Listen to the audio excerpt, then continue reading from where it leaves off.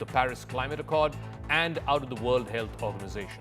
He's also declared a border emergency and an energy emergency, vowing to send troops to the Mexican border if need be. He's even renamed the Gulf of Mexico as the Gulf of America. And in a significant decision, he has decided to end birthright citizenship, which could affect millions of H-1B Indian Americans and their children. But first, a capture of what a whirlwind day one it has been after Trump's return to the White House. I'm fine with illegal immigration. I like it.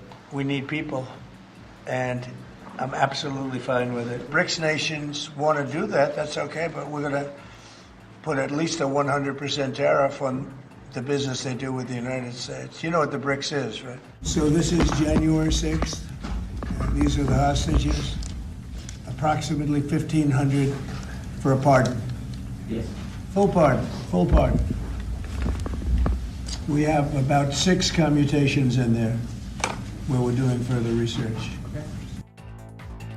So Donald Trump started off his presidency by signing a flurry of executive orders. This has now set into motion what he had promised on the campaign trail. He's announced severe restrictions on immigration as well as seeking refugee status or asylum in the U.S., declaring that he will send troops to the U.S.-Mexico border. He will also put an end to birthright citizenship. He's declared a national emergency at the southern border. The executive orders cover a range of topics. At least 78 of them were reversing actions taken by his predecessor, Joe Biden. Donald Trump signed an order for the U.S. to exit the World Health Organization. He insists that Washington is being unfairly paying more than China to fund the UN health body. He also immediately withdrew the United States from the Paris Climate Accord, repeating an action that he had taken during the first term. Only 4 countries are out of the Paris Accords now. He also signed pardons for 1,500 of the January 6th rioters who were part of the Capitol attack that happened on the U.S. Capitol on the 6th of January 2021. Trump also announced that he would soon rename the Gulf of Mexico into the Gulf of America. It's a decision that he's been speaking of since his re-election. Trump repeated various executive orders that promoted diversity programs and LGBTQ equality rights. One of his decisions on day one would now require federal workers to return to office for full-time work. Work-from-home allowances had skyrocketed during COVID because of the spread of the virus and restrictions therein. He's also stopped all government censorship. Combating inflation and bringing the American economy back on track has been his pitch through his campaign. He also signed an order for a trade overhaul. He has said that he's moving forward. The U.S. government will only recognize 2 genders, that's male and female. The president also ordered a 75-day pause and enforcing a law that would have effectively banned the Chinese app TikTok. He's now floated the idea of an American partnership with TikTok, whereby the American company will own 50% of the Chinese app. Trump has also decided to withdraw from the Paris Climate Agreement. He signed an executive order to that effect. This decision now places the United States, the foremost superpower in the world, alongside the likes of just 3 other countries, Iran, Libya, and Yemen. So only 4 countries in the world are outside of this landmark 2015 climate pact. That could have several implications for the world. The U.S. withdrawal could hinder global efforts, raising emissions. The U.S. is currently the world's 2nd largest emitter of greenhouse gases, second only to China, and America departing from the Paris Accords undermines the global ambition to slash emissions to under 2 degrees over the next 10 years. The U.S. steps back and it weakens the influence that it has and other countries have in climate talks, particularly with China. It also risks undermining the U.S.'s ability to compete with China in clean energy markets, whether it's solar power, electric vehicles. Remember, he's also clawed back the electric vehicle mandate and clawed back on the Green New Deal. It will also cut climate financing that is vital for developing countries like India. The decision could also signal a rollback of U.S. climate policies, increasing the use of fossil fuels. Withdrawal from the agreement could also hurt America's own competitiveness when it comes to the clean energy market. But this fits with Trump's broader agenda to boost oil and gas drilling in the United States. In fact, "Drill, baby, drill" was a slogan that he often used during his re-election campaign and also in his inauguration speech last night. Donald Trump also used one of his executive orders to begin the process of withdrawing the United States from the World Health Organization. This is the second time he's done so. He did this when he was president in his first term as well. Many scientists now fear that this move could roll back decades-long gains that have been made in fighting infectious diseases like AIDS, malaria, and tuberculosis. This, scientists feel, would hinder the global ability to respond to whatever the next health emergency could be, the next pandemic, and it will likely put at risk programs across the World Health Organization, according to several experts, both inside and outside the WHO. The WHO's current funding is about $6.5 billion. A bulk of it, about a fifth of it, comes from the US alone. The United States would lose its role in shaping WHO policies and health strategies, and China could step in to fill that void. America could also miss vital health data and warnings affecting its national security and its public health. Health personnel who are working with the WHO could be recalled, and that could disrupt projects and collaborations which could impact not just the health of citizens in America, but also impact the health of citizens in other nations as well. Kevin Liptak is senior White House correspondent with CNN. He's now joining us. So Kevin, Trump has declared a national emergency at the southern border. What is the situation right now at the border? I believe that the number of so-called illegal crossings into the U.S. has fallen substantially in the last few months. What is the fate of millions who have crossed over in the last few months and indeed the last few years? What is their fate now with this flurry of executive actions that we've seen on day one of Trump's second term?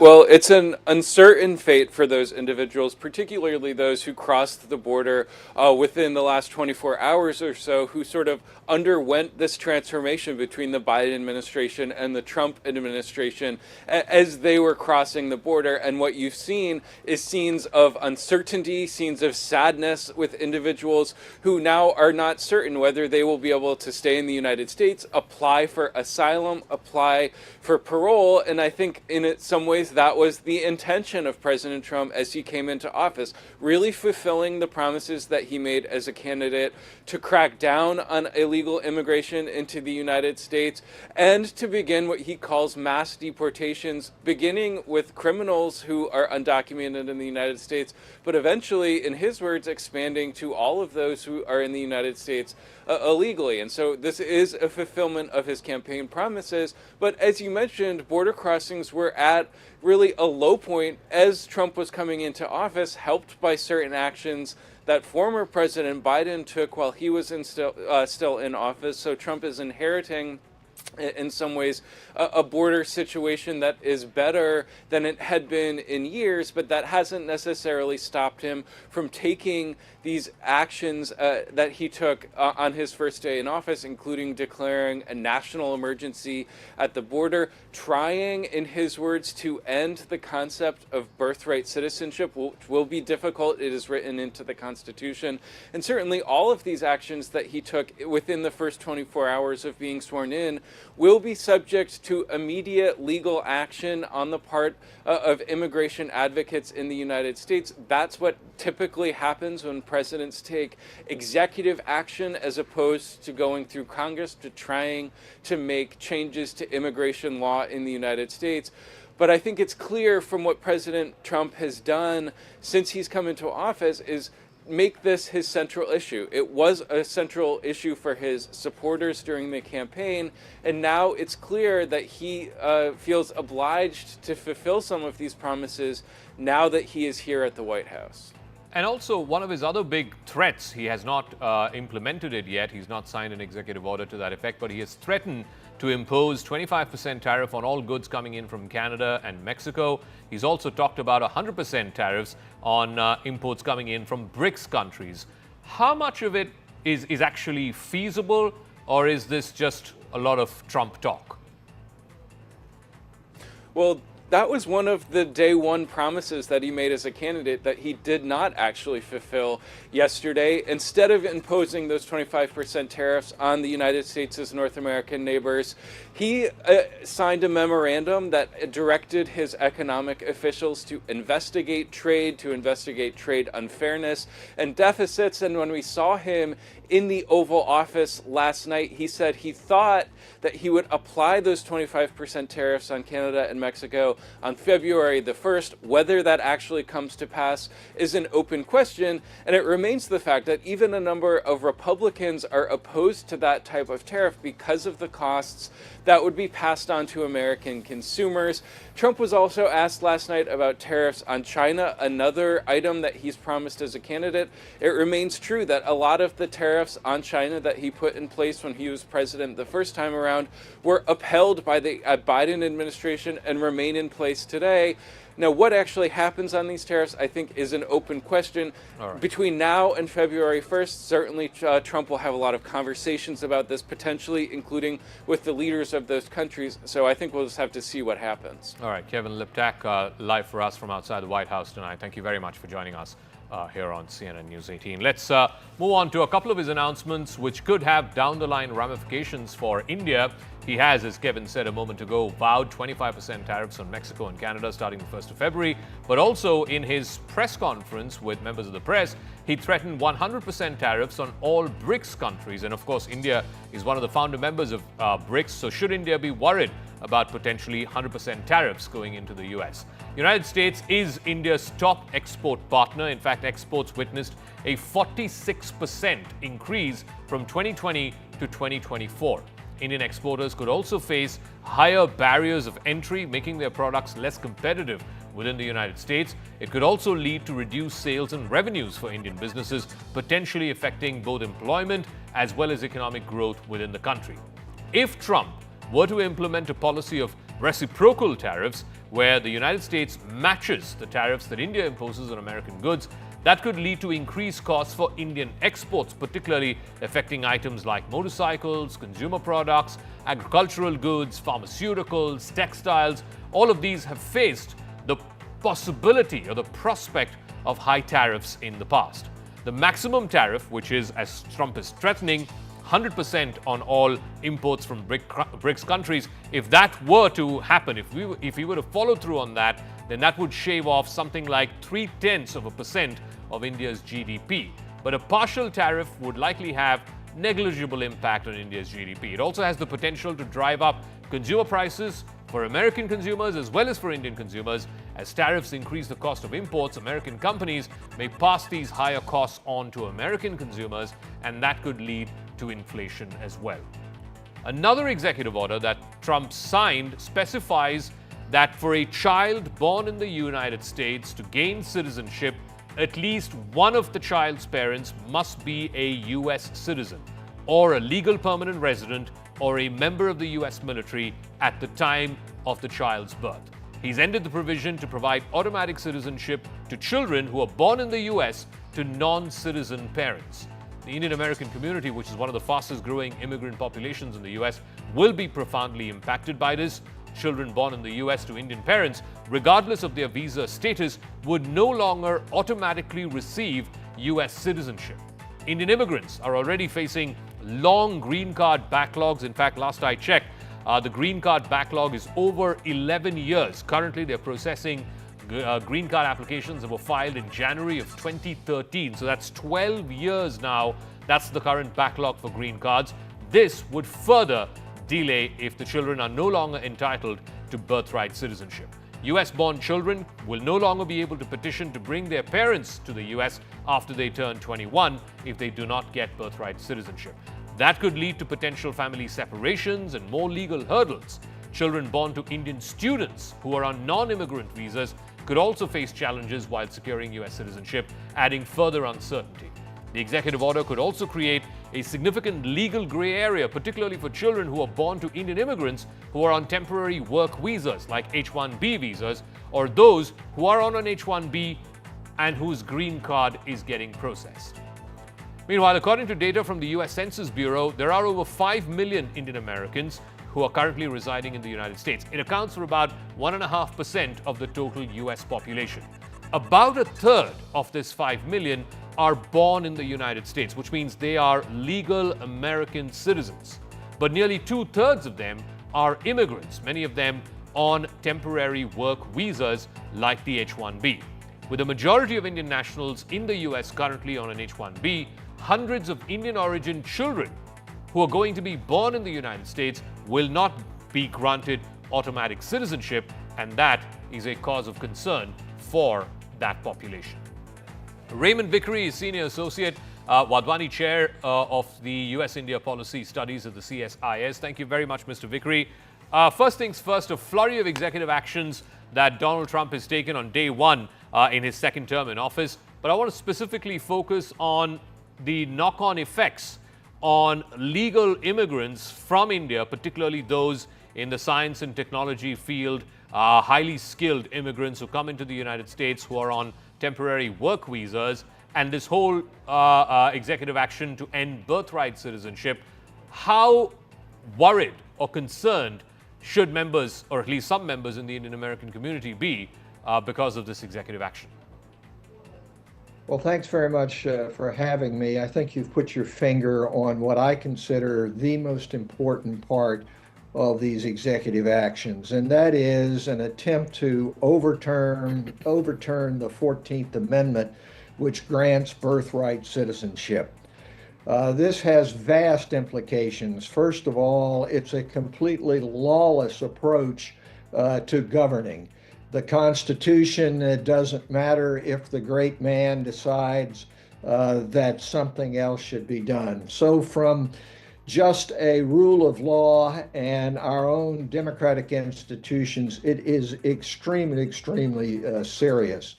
I think that the impact on U.S.-India relations, particularly the movement of people and intellectual activity between the U.S. and India is very much going to be affected if this is carried out. The first implication, as you have said, is on those people who are in the United States who have children who are born in the U.S. What does this mean? Does this mean that you tear the family apart, dividing those who are U.S. citizens from those who are not, who may be subject to deportation? That is extremely concerning. On the H-1B visa, as you know, there is a split among the advisors to Trump about whether or not this should be eliminated. Steve Bannon and his ilk are very much, and Miller is Trump's chief advisor on immigration, say, yeah, it ought to be cut back or eliminated. On the other hand, you have Elon Musk who's saying, no, it's a good thing. I don't think the president really understands H-1B. He said that he was all for it because he employed those H-1B visa holders in his own operations. In fact, he hasn't been. He has employed those from other countries on visas which are not those for technical. So he doesn't really understand the problem at this point. But it is the outcome of that is he says that he is going to reform it. Well, reform can be easily impacting U.S.-India relations. The only good news, I guess, is that he's kicked the can down the road on this horrible idea of opposing across-the-board tariffs on India and friend and foe alike. He says now it's going to be February 1. In my view, he has to kick that down the road because it's just an unworkable approach to U.S.-India relations and indeed economic relations with the world. We tried it back in the Depression and it didn't work. It made things worse. So it's a very, very difficult situation. And those who thought, well, it's going to not have any effect on U.S.-India relations, it seems to me have to take another look now. And it's time for India, as a great democracy, to step up and try to ameliorate the harm which can be done to our great democracies and the relationships we've had. All right, Mr. Vickery, we'll leave it at that. We'll see how this plays out. As of now, every country around the world, whether you're big, small, technologically advanced, developed, developing, every country seems to be affected either directly or indirectly by the series of executive actions that Donald Trump has taken. And there's going to be more. We've just gotten started. It's just day one. There's going to be another full 4 years of what is likely to be a very disruptive second term by the 47th President of the United States. Meanwhile, at the inauguration ceremony, in fact, right after it, there was a video showing the US tech billionaire and the largest contributor, the largest donor to Donald Trump, Elon Musk. He made a one-armed gesture during a speech at the Donald Trump victory rally on Monday at the Capital One Arena. That video has now gone viral. Internet users are comparing it to a Nazi salute. Controversy erupted when Elon Musk took to the Capital One Arena stage. This was in Washington right after Trump's swearing in. There were huge cheers. He himself seemed to be quite pumped up. He was pumping his fist. He was shouting as a mark of victory and enthusiasm.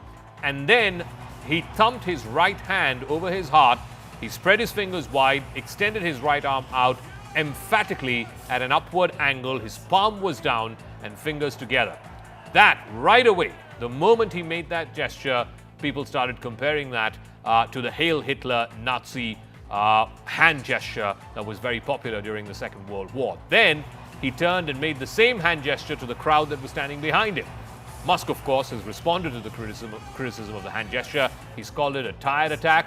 He took to social media, the platform X, which he owns, and he said, and I quote, "Frankly, they need better dirty tricks." And talking about tech billionaires and tech bros, just hours after Donald Trump took oath as the 47th President of the US, the White House announced that the Indian origin entrepreneur Vivek Ramaswamy will no longer be part of the Department of Government Efficiency, or DOGE, for which Trump had selected him to lead it alongside Elon Musk. Meanwhile, the Government Efficiency Advisory Group in a statement has praised Vivek Ramaswamy for his critical role in helping form DOGE.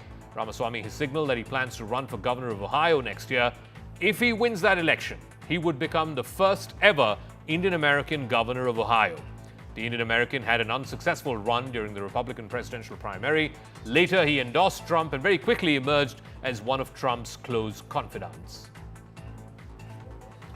Now, 5 days after he was attacked in the wee hours of the 16th of January, actor Saif Ali Khan was discharged today from the Lilavati hospital wearing a white shirt and blue jeans and a cast on his arm as well as a bandage to his neck. The Bollywood actor walked inside his home in Mumbai's Bandra. He waved to the fans who were standing outside as well as the media who had gathered outside this residential complex. Doctors say that he's recovering well and perhaps would need some slowing down in the near future. Meanwhile, security was enhanced at his building with visuals showing CCTV cameras being installed at the actor's apartment right outside the apartment complex. But the question now is, and 5 days on, we are no more closer to knowing why Saif Ali Khan was attacked in the first place. The Mumbai police is piecing together that mystery to ascertain the motive and the means of the accused and also the murder weapon. So sources in the Mumbai police have told CNN News 18 that prima facie it seems like the accused entered through the air conditioning duct. Through the central duct, the accused entered the living room, which is on the 11th floor of the building. He then entered Saif's son, Jay's room via the bathroom of that bedroom. The accused was then locked inside the room. After the staff, one of the caretakers there, raised an alarm. He then exited the building the same way that he came in, through one of the air conditioning ducts. He went out through the bathroom and then the duct pipe. The Mumbai police believe that Saif Ali Khan may not have been stabbed had the 4 male workers who were there in his house at that time responded to the screams by the caretaker, the women staff who had initially raised the alarm and then resisted the attacker. Sources also say that the male servants upstairs were probably frightened by the screams of the women, as one of the male workers was reported hiding inside the house. Now, there are a lot of gaps in this theory that's been put forth by the police. A lot of it doesn't quite add up. Number one, the arrested accused and the man on the CCTV whose footage was put out on the very first day, there doesn't seem to be too many similarities in their facial features, in their hairstyle, and just the way they are shaped. Number two, the accused's fingerprints are not in the system, not in the police archives, not in the criminal database that the police have, despite there being a previous crime of theft that was reported against this individual. Number 3, the accused has not led the police to the clothes that he was wearing on the morning that the incident happened, or the weapon that he was used. Remember, motive and murder weapon, in this case at least an assault weapon, is absolutely critical to proving this case in a court of law. Number 4, nothing was stolen. If the motive was burglary, and if, as the police say, he demanded 1 crore rupees, not a rupee was stolen from Saif's residence, despite the attacker being holed up inside that house for at least 30 minutes. And number 5, 48 hours after his arrest, the motive has still not been established by the police. On the face of it, they're saying it is robbery, but it still doesn't explain why a rupee has not been robbed from inside Saif's house, despite the motive being robbery. So that brings us to the next question as to what happens next in the investigation. Where do the police go from here? Number 1, the police at some point, either tomorrow or day after, whenever he's fit and ready to do so, the police will have to record Saif Ali Khan's statement. He will have to give out his version of the story, his sequence of events. The accused's custody ends in 3 days' time. The police need to be able to ascertain the motive. They also need to be able to get the accused to lead them to crucial evidence, one of which is where is the rest of the assault weapon, one part of which was lodged in Saif's body, the other part of it, where is it? Also, the probable role of Saif's staff needs to be probed as well, because there's been no visible signs of any forced entry. So how did he enter the house in the first place? Did someone let him in? Since there was no sign of forced entry or the attacker being caught on the camera outside the building, how then did he get in is a question that the Delhi police will have to find an answer to and present to court when they bring the accused back, asking for further extension of his custody. Anshul joins us live with more details. So could you sort of help our viewers understand, Anshul, what are the police saying to some of these discrepancies? How did he climb through the AC duct and then through one of the windows of a bathroom and then eventually to Jay's room? How is that even possible? And 2, the fact that he took the same exit from the bathroom through the duct and then out the window.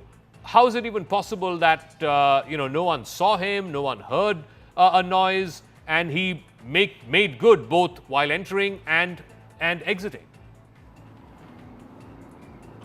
Yes, if you see what the attacker has told the police at this point in time, that he had carried out a recce of that entire location on the 1st of January and on the 9th of January.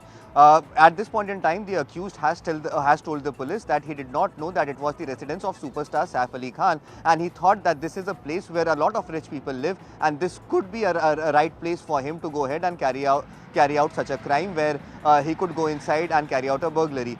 In the recce that happened, he made sure that he could spot each and every blank spot that was over there, or the dark spots that were over there, which was not covered by CCTV. And through those routes, he eventually entered the residence on the 16th of January, and then post that he goes ahead and carries out this entire incident. The accused has gone ahead and said that when he saw Saif Ali Khan, he panicked, and hence he decided to run away from there by stabbing him. Now, if you see the manner in which he has run away from there, he used these stairs on this 6th floor where he was caught on CCTV, and then after running away from there, he goes and spends the next few hours in Bandra itself, probably taking a sense of what has happened just now, and then post that at approximately 8 a.m. he goes to the Bandra railway station where he changes his clothes and then catches a train and goes towards Dadar. So this is the sequence of events that the police has been able to find out after the crime scene was recreated late last night. However, the Mumbai police has still not been able to find the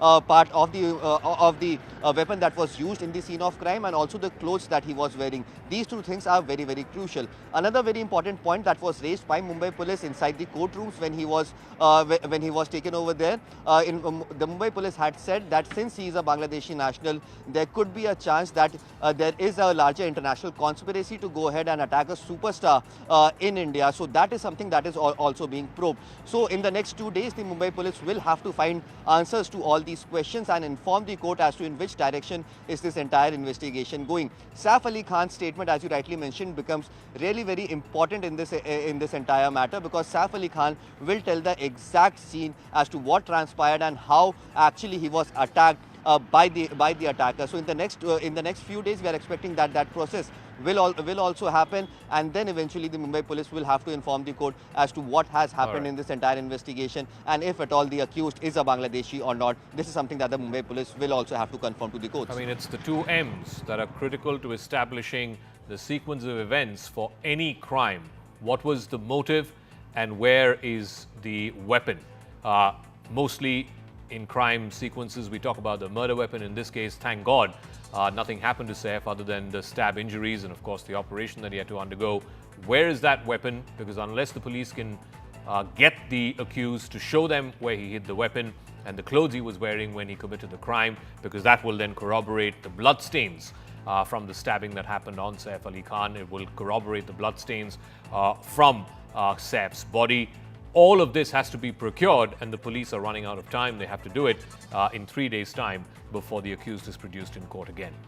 Let's now move on to the other big story, again related to a court judgment. A day after a court in Kolkata sentenced Sanjay Roy to life in prison for the rape and murder of a postgraduate trainee doctor at the RG Kar Medical College and Hospital. The debate rages on when does one get the death penalty. In his order, the judge emphasized the rule of law and judicial objectivity must prevail over public sentiment or an emotional response. The judgment is 172 pages long. It came down heavily on the role of the Kolkata police, from whom the CBI took over this investigation. The court condemned the Sub-Inspector Subrata Chatterjee, who was the initial investigating officer, for what it called illegal acts and failure to follow investigative protocols. The court also observed that there was poor crime scene management and a lack of thorough crime scene preservation, both of which are absolutely critical for any investigating and prosecuting agency to be able to prove a case beyond reasonable doubt in a court of law. The judge also noted that the victim's body was cremated hastily. This, remember, the victim's parents had also said the exact same thing right from the day this crime happened, that they were pressurized to do the cremation in a fast manner. The court observed that the cremation and the hasty nature of the cremation broke standard protocols. Requests from the family, including a second post-mortem, were ignored by the police. The judgment also observes that the police personnel restricted the victim's family from entering the crime scene. The judge also observed that senior officials of the Kolkata police allegedly attempted to offer cash to the family, something that's been corroborated by written statements from the family members themselves. Inconsistent and conflicting communication with the family during the course of the investigation. There were delays and irregularities which were observed in registering the case and lodging the complaint by the victim's parents, which raises concerns about deliberate obfuscation by the police. So the court and the judge not pulling back any punches when it comes to what it felt was the role of the Kolkata police in the initial days in the probe of the RG Kar rape and murder. Meanwhile, the West Bengal government has seemingly got a fillip from the judgment yesterday. It is now said it is because of the botched up investigation by the CBI that the court has not granted the maximum possible punishment, which is the death penalty. The state government has now approached the Calcutta High Court demanding the death penalty for the convict. Mamata Banerjee also took to social media before the Advocate General moved the High Court's division bench to say, and I quote, "I'm really shocked to see that the judgment of the court today finds that it is not a rarest of rare case." Remember, for the death penalty, the prosecuting agency has to prove beyond reasonable doubt that it is a rarest of rare case. I am convinced, Mamata Banerjee writes, that it is indeed a rarest of rare case which demands capital punishment.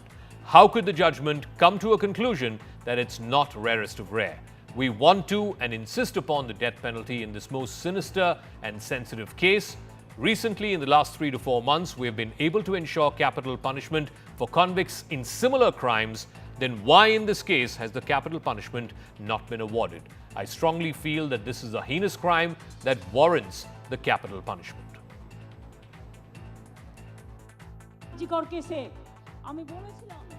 আমরা ফাঁসি চাই যারা এত পৈশাচিক অত্যাচার করে যদি কেউ দানবিক হয় যদি কেউ পাশবিক হয় তাহলে সমাজ কি মানবিক হতে পারে সমাজকে মানবিক করতে হবে মা বোনদের সম্মানের স্বার্থে আমরা অপরাজিতা বিল পাস করেছি অ্যাসেম্বলিতে আমরা ডেথ পেনাল্টি রেখেছি সেখানে আমরা শাস্তি রেখেছি এবং অ্যাসিডেও অনেক সময় মুখটুক পুড়িয়ে দেয়, তার জন্য আমরা শাস্তি রেখেছি। সেই বিল আমাদের পাশ করা নিয়ে এখনও কেন্দ্রীয় সরকার এবং ফেলে রেখে দিয়েছে।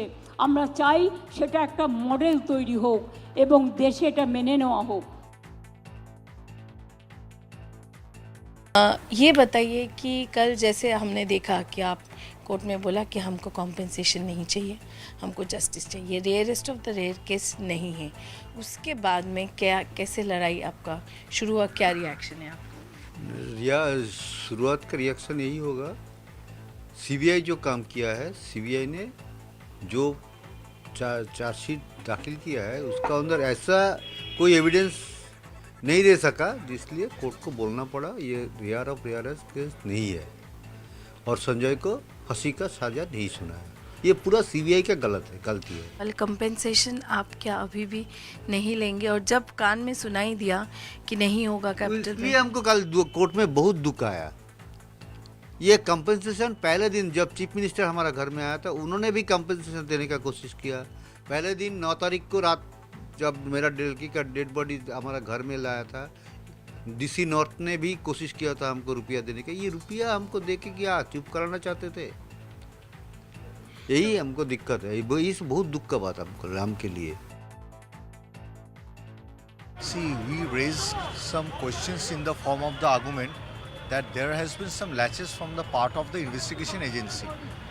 We have submitted our written set of argument in respect to that, and also we have verbally argued the fact that there are some other aspects that should have been looked into while investigating into this matter, which is been missing. Rather, sir, there are some latches from the part of the investigation agency, and the learned court on the previous day has categorically stated that that has also raised confusion in his mind, and he has also criticized the same regarding the role of the investigation agency and also the role of the authority of the Arjikor Medical College and Hospital.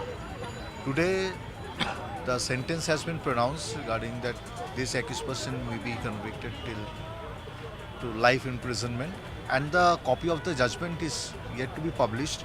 And unless and until I get the copy of it, because the learned court has categorically stated that he has answered all our questions. and say Whenever that it's not the rarest of the rare case. And that has been argued by the defense counsel, and in his judgment the reason of this penalty, rather the life imprisonment other than the death penalty, is explained in his judgment. So unless and until I get the copy of it, I cannot elaborate the fact. Big question and the real outrage around this story is, what then qualifies as rarest of rare, and why did the judge come to the conclusion that this was not a rarest of rare case?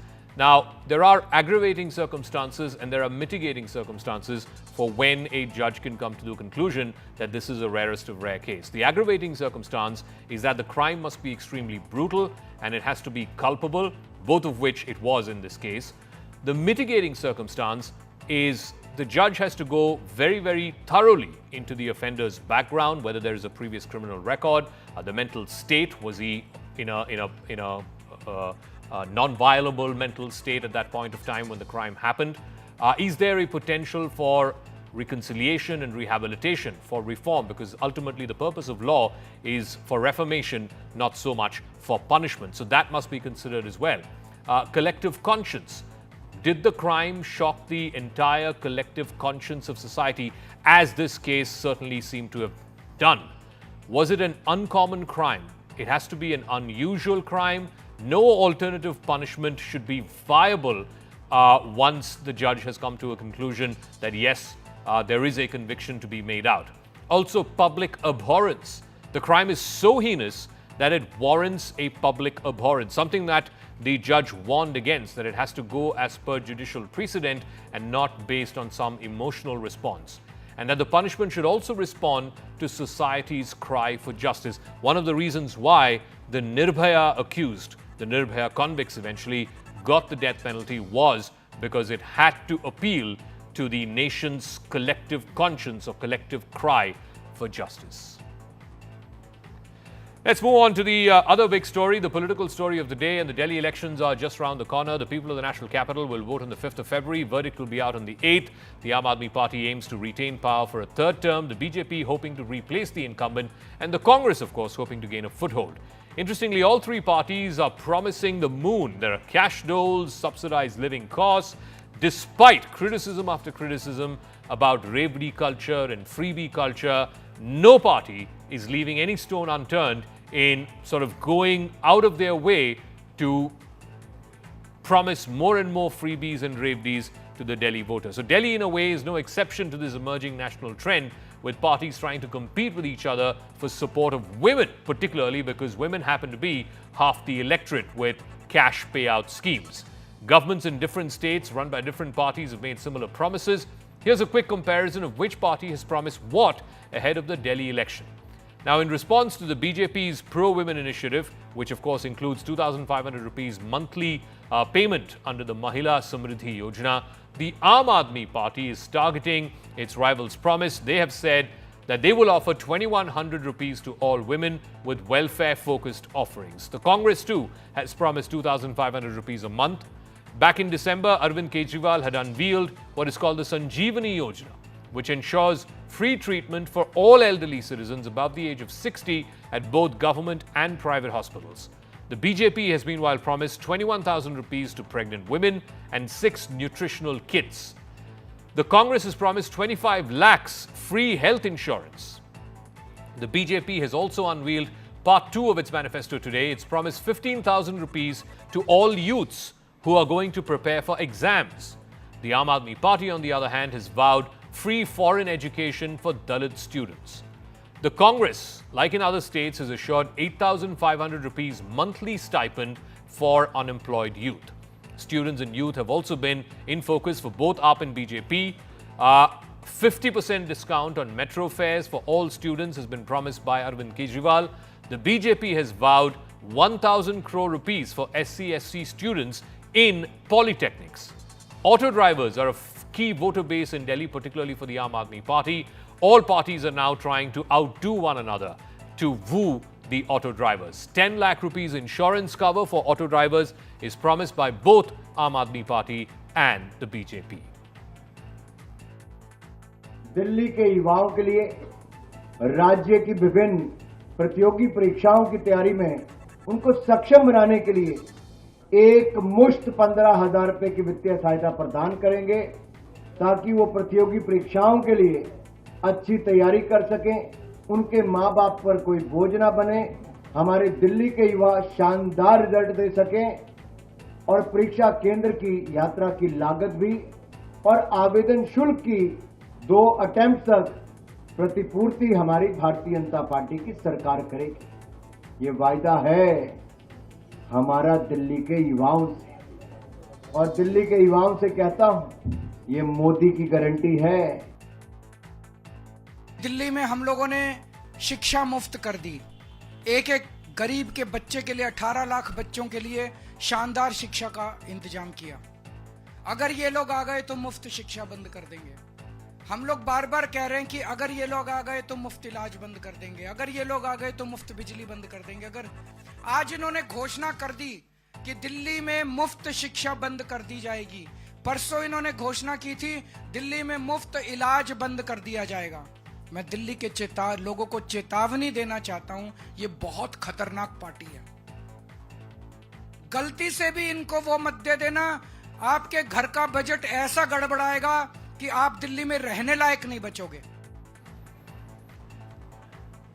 So starting this past Sunday, we saw the first phase of the ceasefire between Israel and Hamas taking shape in Gaza. As part of the first phase of the ceasefire, 3 hostages, all 3 of them Israeli women, who have been in Hamas custody, were released in lieu of about 40-odd Palestinian prisoners who were released from various Israeli jails. This first phase is expected to last 6 weeks. Yesterday, on day 1, after resuming office as US President once again for his second term, Donald Trump was asked about this temporary ceasefire between Israel and Hamas, and he said he didn't believe that it will last or that it will be a permanent ceasefire. He also added, for good measure, it is their war, not ours, meaning it's Israel's war, not America's. Today I sat down with the Israeli ambassador to India, Reuven Azar, and asked him about exactly this, whether he shared Donald Trump's skepticism about the permanency of the ceasefire deal in Gaza. President Donald Trump also said, like I said, that he believes that Gaza potentially is a piece of real estate that can be developed, but in a different way, to quote his words. I asked Reuven Azar, the Israeli ambassador, all of these and more. This is that exclusive conversation.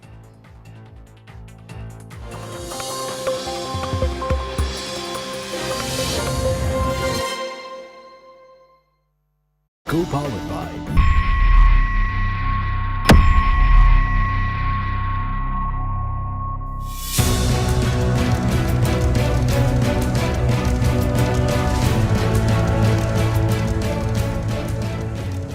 Ladies and gentlemen, please welcome the 47th President of the United States of America, Donald J. Trump, accompanied by the First Lady, Mrs. Melania Trump.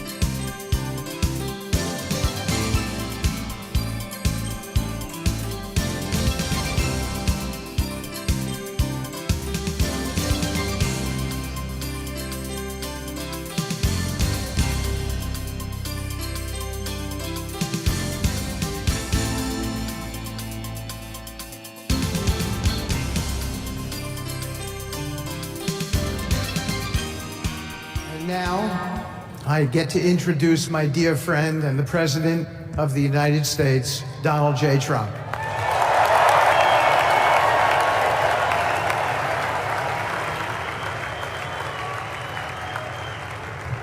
Thank you very much, everybody. Appreciate it. So now the work begins. We won, but now the work begins. We have to bring them home. And as soon as I leave, I'm going to the Oval Office and we'll be... And to the former hostages with us today, welcome. And welcome home. Some of the folks are former hostages. Not a good situation. The three young ladies that came home yesterday, you saw that. More coming home every day now. They're coming home. And you're witnessing the dawn of the golden age of America. That's what it's going to be. We're bringing it back. We're going to bring it back fast. We're going to bring it back fast. So we're going to sign executive orders. First, I'll revoke nearly 80 destructive and radical executive actions of the previous administration, one of the worst administrations in history. Maybe not one of them. The worst. Anybody that would allow millions of people to pour through our borders from jails, prisons, mental institutions, insane asylums. The country's safe. So thank you very much. All over the world, they're emptying their prisons into our country. They're emptying their mental institutions into our country. It stops as of 1 o'clock this afternoon, okay?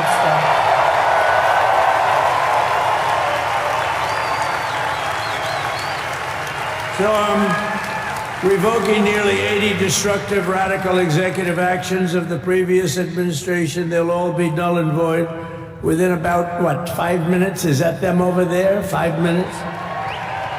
And next, to gain immediate control of the vast federal out-of-control bureaucracy, I will implement an immediate regulation freeze which will stop Biden bureaucrats from continuing to regulate. Most of those bureaucrats are being fired. They're gone. We're not finished yet. We got a long way to go.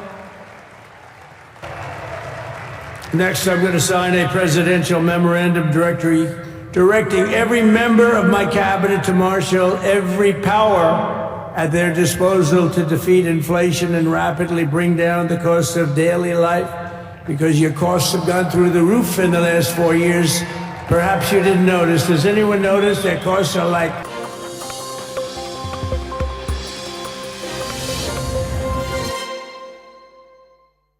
So it's been a couple of days since the very tentative temporary ceasefire has been announced between Israel and Hamas, as part of which the first set of hostages, 3 of them, all 3 women, were released from Hamas captivity in exchange for a number of Palestinian prisoners. The first phase of this ceasefire is expected to last 6 weeks, under which 30-odd Israeli hostages will be released, and of course 400 plus Palestinian prisoners will be released. But already questions are being asked on whether this will last the full 6-week term and then beyond. Joining me now is a very special guest. Reuven Azar is the Israeli ambassador to India. Thank you very much for joining us. Thank you, Zakka. It's great to be back. What is your assessment after the first couple of days and the first release of 3 hostages who were held in Hamas captivity?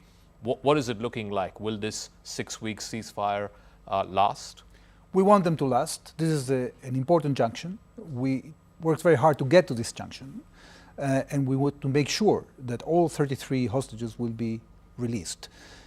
Israel is doing its best to create a situation in which we can have a stable ceasefire, but it depends on the willingness of Hamas to basically renounce power, to prevent a situation in which they can rearm and regroup and cooperate with the rest of the Palestinian political system and the international community to create a better future for the Gaza Strip. But tell me, last time when you were here, you said one of the stated objectives of this war, and it's been 15 months since this war began, was to dismantle Hamas, to ensure that Hamas is not in a position to launch another terrorist strike against Israel. Exactly.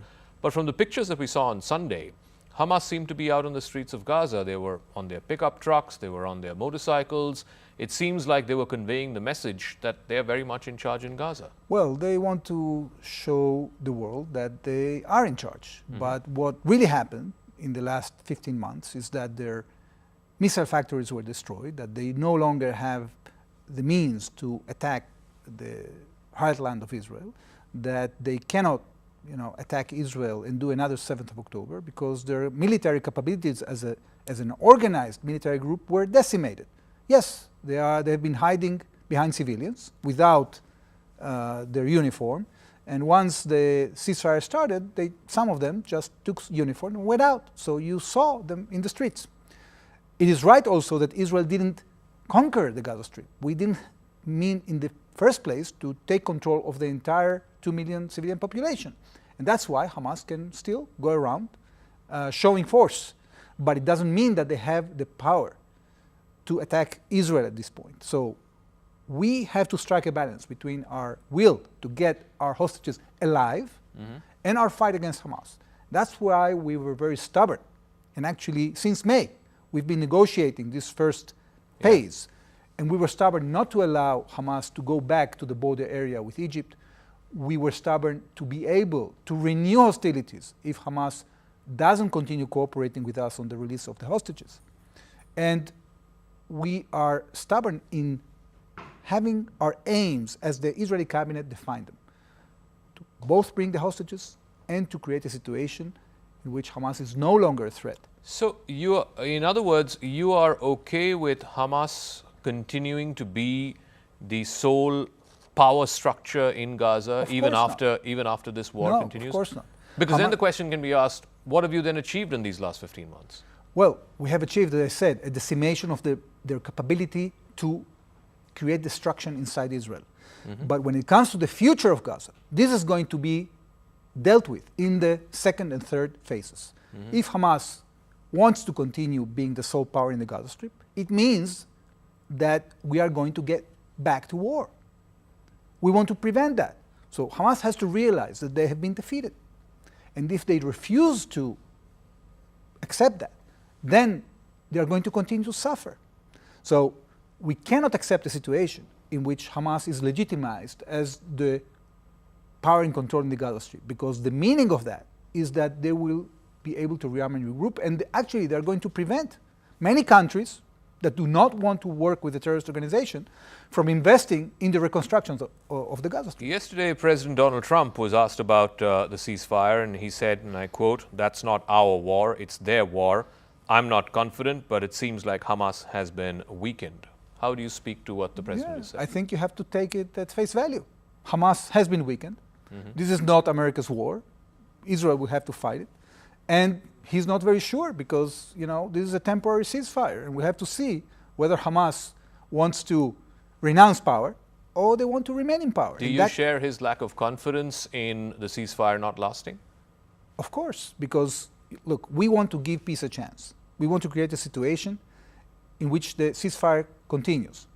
For that to happen, not only we have to stick to the ceasefire, to the terms of the first phase, but we have to try to negotiate the second and the third phase in good faith. And this is what we're doing. But it doesn't mean we're going to accept a situation in which Hamas stays in power. The second part of the ceasefire involves Israel withdrawing militarily from those places in Gaza which it had moved into post the 7th of October. And many are saying Israel will not do that. In fact, your own, the ruling coalition partners, one of them has pulled out of the coalition, the other one is threatening to pull out of the coalition. So politically, does the Israeli Prime Minister have the elbow room to go into stage 2 of this ceasefire, which involves Israel withdrawing? Well, it depends on the conditions. Look, it's very simple here. There is consensus, if there is consensus on anything in Israel, inside the coalition, outside the coalition, is that we cannot allow ourselves to live in a situation in which Hamas controls the Gaza Strip. Because the meaning of that is that we're going to have another 7th of October. So I think President Trump is true to be pessimistic. The fact that we are pessimistic is not going to prevent us from trying, at least trying, to get this ceasefire going on. So from what you saw over the weekend, what gives you hope that Hamas will not be in control of Gaza post this war? Well, we have to lean upon our capabilities, about Israel's capabilities to affect reality. What we've reached so far is a situation that not only we have decimated their military capabilities to the extent that they cannot attack us inside Israel, we have also reached a ceasefire under our conditions, under conditions that allow us to go back to fighting if Hamas refuses to relinquish power. How do you speak to the criticism that this was a hurriedly put together temporary ceasefire because President Trump had warned that there would be hell to pay if there is no deal before his inauguration, and this was just put together just to please him? Well, give him a headline before his swearing in. I think this is untrue on several dimensions. The first dimension is that we are negotiating this path since May. Okay, so we already have put our proposal there. It was there.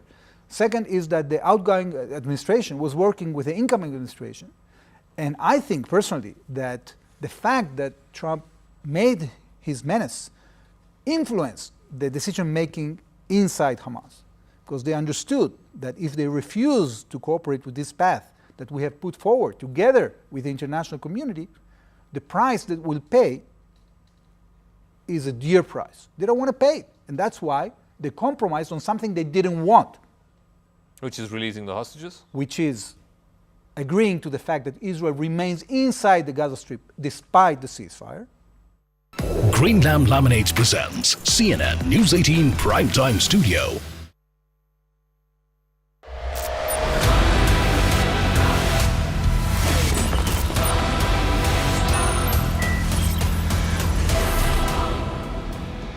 We're live from the CNN News 18 Primetime Studio, brought to you by Green Lamb Laminates. Viewers, did you know that we've put one community on such an exclusive pedestal in this country that beyond food producers, today cement-making companies must apply for a Halal certificate? Companies that make iron rods, yes, ordinary saria or angle iron that is used in construction, must apply for a Halal certificate. They need to do this to show that their production